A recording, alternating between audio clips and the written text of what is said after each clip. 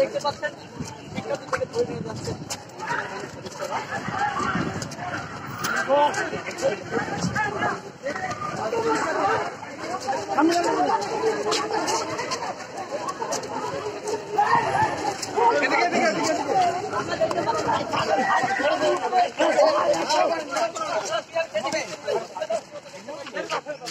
আমি একদল গুন্ডা দেখলাম যারা খোলা অস্ত্র হাতে নিয়ে সাদা পোশাকে, আমি তো চিনি না এদেরকে, ওরা তো আমাকে বলেনি আমি ডিবি, ওরা তো আমাকে বলেনি আমি কোনো গোয়েন্দা সংস্থা, ওরা তো আমাকে বলেনি যে আমরা বাংলাদেশ রাষ্ট্রের পুলিশ সিভিল ড্রেসে এসেছি, আমাকে তো বলেনি, আমার কোনো বিষয়টা তো বলেনি।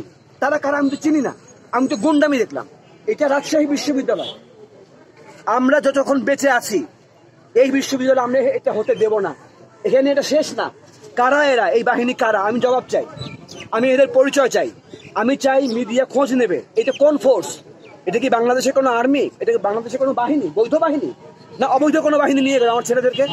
দিনে দুপুরে একটা শান্তিপূর্ণ মৌন মিছিল হচ্ছে, এখানে কিচ্ছু ঘটে না, একটা শব্দ উচ্চারিত হয়নি, একটা স্লোগান উচ্চারিত হয়নি।